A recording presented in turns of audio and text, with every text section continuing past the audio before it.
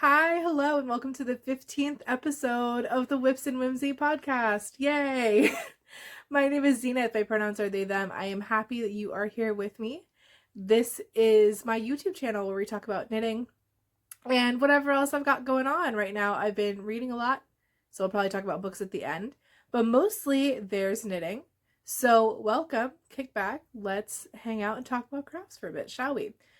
We left off last week. I was still I was feeling better, but still out of work once again for pneumonia. I am happy to report back that I am officially back at work. I went back on Wednesday because there were some paperwork issues, so I ended up being delayed longer than I should have, which is kind of annoying. But I am back to work. I am readjusting. I work a very physical job. Like, I walk 20,000 steps a day, so it has been a little bit of an adjustment going from laying around and knitting all day to spending 9 hours straight just walking. But it is what it is. Along with returning to work, we'll go ahead and segue into this. The pigs are back. Dun dun dun. If you are new here, you're probably like, what are you talking about? One of the things I do for stress relief on a regular basis is I usually, when I come home from work, I just kind of settle into bed and I grab a random palette yarn that I have sitting around and I knit the Chichester the Pig pattern by Helen Apocalypse. And I do this just kind of as stress relief because it's silly and it's tiny and it forces me to just sit in quietness for 30 minutes or whatever. And then I have a little pig to show for it. So I have two. I'm naming them Ketchup and Mustard. Ketchup, I left his tail really long because he's one of my coworkers requested him. One of my coworkers wanted a little demon piggy, and I was like, okay, fine. And then I decided I could leave the tail long, and it would just be like a little whip, right? That makes sense. So I'm excited to give this to my coworker on Monday. And then yesterday, I just wanted to make a little yellow one, so I made a little yellow piggy, and I love him so much. I think I might just make a whole bunch more yellow pigs and just have a ton of yellow pigs because I love him. He's so bright and cheerful and just good pig.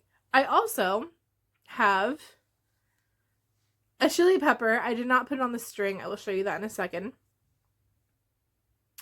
I knit a chili pepper with the leftover yarn of every pair of socks that I've made so far this year. And I'm incredibly far behind. In fact, I am so far behind that I had to grab a basket to fill with the yarns that still need to go into the chili peppers. And then my string of them, I've been leaving wrapped up on an old perfume bottle that I also use for hand whiting center pull balls of yarn. And this is all sorts of twisted up. I want to try to unravel it. But I have just a whole string of peppers. Yeah, you can see the one I just finished was a leftover pair that came from Hello. This pepper and this pepper. So I knit the main color and the contrast color together so that I wouldn't have a repeat of chili peppers on my string. Hopefully that works out for me because I'm gonna have that at some point in the near future. I'm going to have an episode where I come on here and panic about all of my yarn leftovers that I can still get a full pair of socks out of and how I'm supposed to navigate getting through all those scraps along with knitting new yarn. That panic has not fully hit yet, but it's going to hit soon. So stay tuned for upcoming episodes. I also always forget to show this, but here is the bag that I use to knit all of my little tiny amigurumi type things, all the chili peppers, all the pigs. Sometimes I knit other tiny objects. This is the bag where I keep like my cotton balls and my size 3 needles. All of that is in there. I love that project bag. It is from Sea Bags, Maine. I bought it in Florida. I don't know. It's a great bag. I really, really love it. And I think it's good for the environment or something, but don't ask me for details on that. Any hoodles. The next thing I have to show you is finished objects. I have one. I have these socks. I made these for my mom because my mom is like 75 and she mostly wears Land's End. She loves going to church, so it's like her favorite thing to do in life. And I decided to make her socks. Well, actually, no.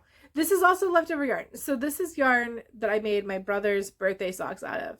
My mom saw a picture and she said, "Oh my God, I want to have neon striped socks." And I think she forgot that she is like a church lady who wears mostly Land's End. And so before she could remember, I cast on the pair of socks and made them for her. I put a little, you can't see it very well. There you go. I put a little cable detail in there just on the leg so that it won't get bulky in the foot, because I personally don't like when things get bulky in the foot. I don't want texture on the foot of my sock, so I don't put them in there for anyone, because no. Anyway, as I said, this is leftover yarn. This is Vesper Sock Heavy Fingering in the color Summer in the City. And the contrast color is Knit Pick Stroll in the color Deep Purple. So these are completed and I'm very excited about them. I love the way that they turned out. I think they look so good. And I can't wait to give them to her. I don't know if I'm going to send them to her randomly or if I'm going to wait like until her birthday or Christmas. Her birthday is the same week as Christmas, so it's either waiting till December or just sending her socks like randomly. I haven't decided yet what I'm gonna do, but I'm excited. I'm excited about it. So that is it for finished objects. The next thing I have to show for you is my works in progress. One of them does have a completed sock. This is Stroll Tweed. The contrast color is lavender and the main color is barley. I'm calling these my honey lavender socks.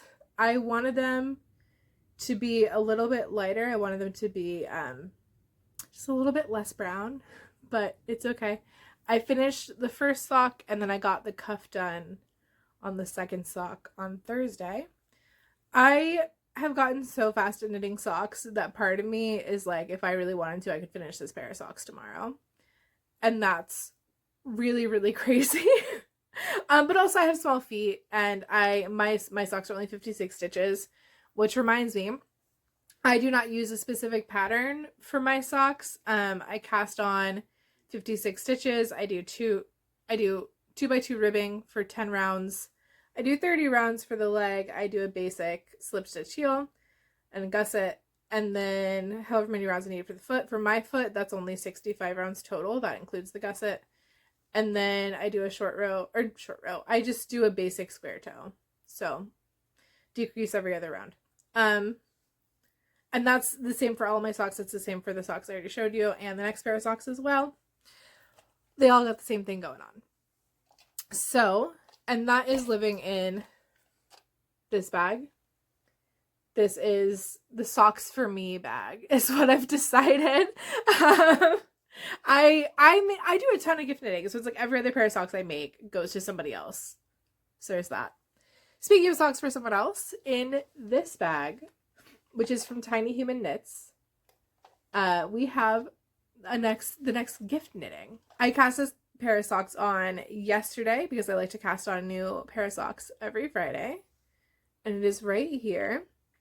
I am not sure yet how I feel about this pair of socks. I wanted it to look perfectly autumn, just like, oh, it's fall leaves, it's super cozy, it's so cute. And I think what it's actually giving is construction camo. So there's that. I think maybe I should have used a different color than orange.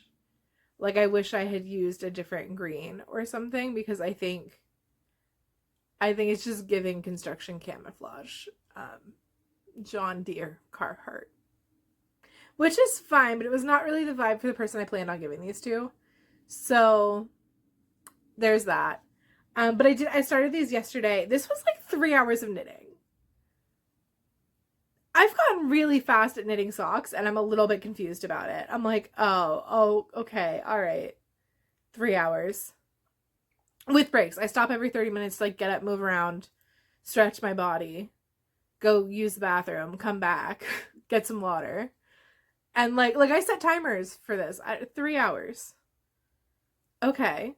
So yeah. Oh yeah, I should tell you what the yarns are. So the contrast color is, you probably recognize this if you've been watching the channel for a while because I've been using this color for a hot minute, it is the Stroll in the color Red Tail. And then the main color, I don't remember the name of it, but it is from Blue Barn Fiber. I think it's like Autumn Leaves or something, but this yarn has been wound up for like 3 years or something. I've had this yarn for a really hot minute for me, because I was doing an exchange with somebody. Somebody crocheted me a shawl, and I was going to knit them socks in return. And then there was some drama that happened from my past life. And in the midst of it, I was just kind of like, we're not going to be friends anymore. Like, I'm cutting ties with this whole thing. We're not doing this. And so I never made this person the socks. And I don't think I even have the shawl anymore. I think I got rid of it because, one, I don't wear shawls. Two, it was like so huge. It was like ridiculous. And which is what I thought I wanted until I got it. And then I was like, actually, I am never going to use this. So I think I donated it, which I feel a little bit bad about. I feel like I'm like committing yarn crimes by donating something that someone has made for me. But I was never going to use it, and I would like to think that it's in a good home now. Anyway, and then I had this yarn left. So it's been sitting here long enough. I'm tired of looking at it. So I'm knitting it up. Speaking of, this is elder yarn for me, speaking of. And that is really exciting. I'm going to tell you guys some deep lore about me. I've been knitting on and off. No, I've been knitting for 20 years. Like, not even on and off. I've been knitting for 20 years. I learned how to knit when I was like a child, and I just kind of never stopped. And at some point around like early 2021, I've had carpal tunnel for years. I've had carpal tunnel since like 2016, something like that. Like, it's been a hot minute. But around 2021, the carpal tunnel was so bad that I was like, I don't think I can knit anymore. Like, I cannot get my body to let me knit at all. And I knew that I was going to be moving from Florida to Massachusetts, and so I gave all of my yarn away. My entire stash. Got rid of all of it. Goodbye stash. And then I moved here, and I was like, yeah, I don't knit. I don't do anything like that. And I heard about Portuguese knitting. I've talked about Portuguese knitting before on this channel. I do have the necklace for it, where when you're working with the yarn, you hook it over that little hook.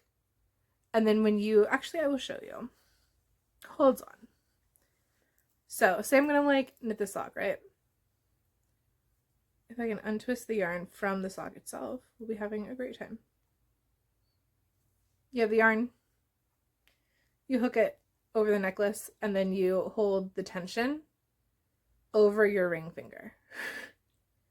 And then you have this triangle, and I don't have another needle to show you, but basically to knit the stitch, you just flick it with your thumb for every stitch. I love it. It makes it so that I can still knit, because all I have to do is flick my thumb. Do I still have carpal tunnel? Yes. Do I still need to like stop every 30 minutes and like stretch my arms out? Yes, I do. And like stretch my neck and like, move my shoulders around? Yes, absolutely. But I went from like my arms are numb to like I can knit comfortably for 9 hours just with breaks. It's fine. So I got to rebuild my entire stash from scratch in like late 2021, early 2022. So my entire stash is no more than 4 years old. And I think this is one of the yarns. It is not a 2021 yarn, but it's a 2022 yarn. And in my world, that makes it like old as hell. Not because it's actually super old, but because for my stash, this is like ancient of days, like nursing home yarn. And so it's time. It's time to use this one. So I'm very excited to see it used to move it to a different part of my stash, because it's not going to take all that ball to get a pair of socks out of it. As I said, there is a panic on the way, on the horizon. There's a forecast for a panic of all of the yarns I've already knit a pair of socks out of, and I still could get 1 to 2 more pairs of socks out of. I'm not panicked about it today. but I'm gonna need to figure out my life on those, because the bag that I've been keeping them in is almost full and I don't want to get a bigger bag for them. I just want to say, one of the yarns in this chili pepper, the light green one, so that has been the main color on 2 pairs of socks. I still have enough left to do a 3rd pair of socks for someone who has relatively small feet. Like, we are coming into my yarn buying season. I buy yarn. Most of my yarn I buy in the fall. And I know I'm saying this and you're like, it's the middle of June. Yes, but like, I can feel it coming, and I'm pretty sure it's going to be like August, like September 1st, that I'm going to be like, time to buy yarn. I've woken up. I need yarn in my stash. I need to, go order all the things. And literally my strategy right now is to prioritize as much as possible buying 50-gram yarn balls rather than 100, because 100 is just too many grams. Like, I don't knit tall socks. I have too many leftovers. I don't know what to do with them. Like, it's not stressing me out, but it's like, it's gonna stress me out. So I gotta find a better way to manage my stuff, is what I'm trying to say. Anyway, that is it for actual like knitting things and project things and stash navigation and stuff like that. So let's talk about life. Life is good. I'm still really phlegmy and gross and coughing, which sucks because I have not actively had pneumonia for multiple weeks, and I'm like, why am I so congested? And that's been really frustrating. But I'm also very happy that I can breathe and I can go up and down a flight of stairs without feeling like I'm gonna die. And that's really nice. We love that. I have gotten a lot of reading done as well. I have 4 books to talk about this week, so we're just gonna dive into it. I'm still reading Words of Radiance. I really enjoy that. It is a big chunker of a book, and in the same way that I need my knitting to like be finished object, finished object, finished object, I also apparently want my books to be like completed, completed, completed. And it is bothering me that I can read for half an hour straight on Words of Radiance and I'll move like 2% up on my Kindle. Like, that's driving me nuts. So I'm almost back burnering that book right now, which is a bad idea because I want to finish it before the end of the month so I can get to the next book next month. But I'm reading it on my phone. 1, because I read faster on my phone, and 2, I'm like reading it in tandem with other things so that I get books completed. And then I finished 2 books this week.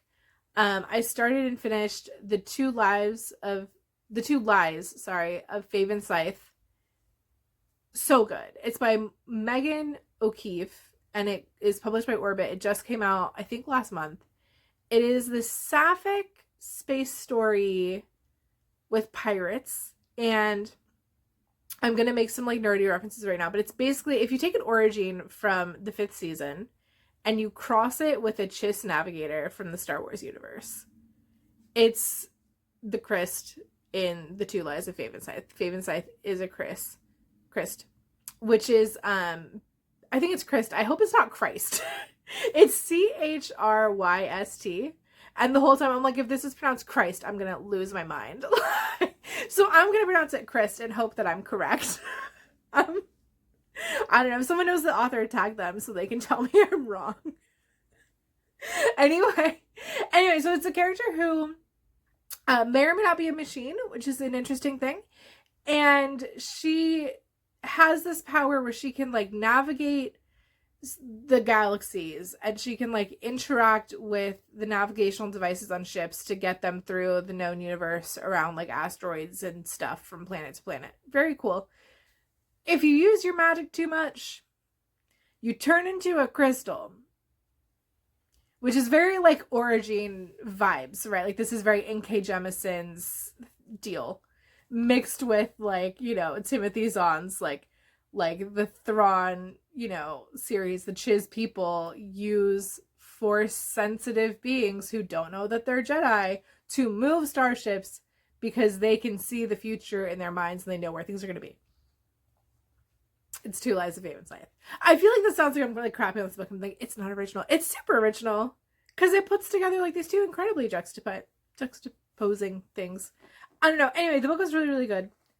Parts of it were a little bit convoluted, which made me sad, but overall super good. I couldn't wait to finish it. So I read that. I had to go to the library physically to get it because there's a rule in my local library system where if you have a new book and someone puts it on hold from a different library, if it's like new fiction, they just won't fill the hold for you because they're like, no, this should be available for our library's patrons. And I'm like, that's one, really ableist. Two, really annoying. Three, I'm just going to drive to your library and get it myself off the display shelf because you made me wait 2 weeks. And I'm going to be really pissed. And they're trying to like defund libraries right now, so you need all the help you can get. Please stop pissing off the people who like libraries. Like, why? Anyway, I went to get it myself, and then because I was already in the library, I was like, obviously I have to browse.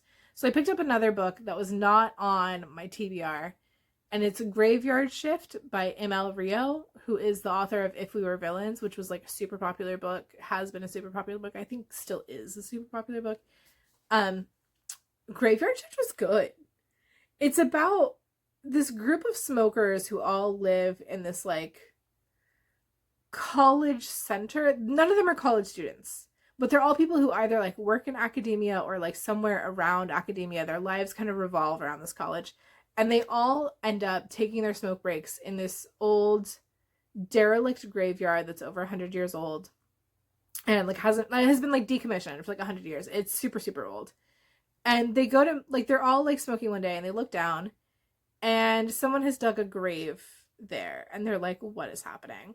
So they decide they're going to investigate and basically pull an all-nighter, and this guy shows up, and he fills the grave with these dead rats that have, like, fungus and mushrooms growing out of their eyes and their bodies, but they're clearly, like, lab rats. And in the meantime, there's a lot of people in town who are doing what they call hostile instants, where it's people who have like never had anger issues before are suddenly like freaking out in anger and trying to bite people and like becoming cannibals. And this unlikely group of, you know, smokers just decides that they need to solve the mystery and set about figuring out exactly what's going on and expose it. Wild. It's wild. It's only a novella. It's like 114 pages. It was so good. So good. The ending was not as satisfying as I would have liked, but it was like so creepy, so eerie. I was having a great time with that. And the last book I'm reading is actually an audiobook that I've been listening to on and off for 2.5 years. Because I make bad decisions in life. The last book I'm reading is Memories of Ice by Steven Erikson. It is the third book in the Malazan Book of the Fallen, which is kind of this famous / infamous epic fantasy series that is 11 books long. Each book is over 1,000 pages. They are longer than Brandon Sanderson's Stormlight Archive. And I started listening to the audiobooks when I moved to Massachusetts 4 years ago, so 2021. And at the time, I was working a different job, and I used to go on walks around my neighborhood for like an hour or two every day, and I would play an audiobook. So it didn't much matter if I was listening to like a 40-hour long audiobook because I would get through it in a couple weeks. And then I switched jobs, and I don't listen to audiobooks anymore. So also, I should mention this series is like infamous because it is incredibly dense and hard to get into. The author basically just drops you in and is like, you know everything about this world and I don't need to explain anything. And you're like, what are you talking about? So it's absolutely wild. It's absolutely wild. There are like multiple factions of people who are immortal. It's insane. Like, I don't know. There's a character named the Son of Darkness, but he's like not Lucifer. He's just like some dude who has, I think, like a floating fortress. There's people who get powers from houses of like a dead race. There's a group of people who are like committing genocide against another one and decided that in their quest to finish this, they were going to make themselves immortal, but they forgot that they needed to make their bodies immortal, so they're just turning into dust. And then the other group of people is like, could you not kill us? And then in turn, they're like subjugating a whole bunch of other people. Like, also, none of these are even the humans. The humans are also here, like, doing their own crazy thing the entire time. It's really great. I have no idea what's going on most of the time. But I decided that obviously I should start listening to it again. So yesterday was an overtime day at my job because we get every other Friday off. But then if you work, you get overtime. I didn't because I was out on Tuesday. But it was an overtime day, which is a very different vibe. So I could have my headphones in and I was like listening to this audiobook for my entire 6 hours of not overtime. And that was a delight.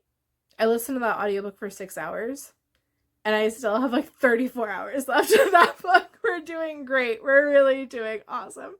But I'm enjoying it. I'm really enjoying that book. I was walking around work and like my jaw kept dropping because they would just say stuff and I was like, that's how that works? Like, I don't know. It has really cool stuff. It has this like kind of tarot card element, but the cards are alive and they correspond to actual sources of power within this like the book's universe.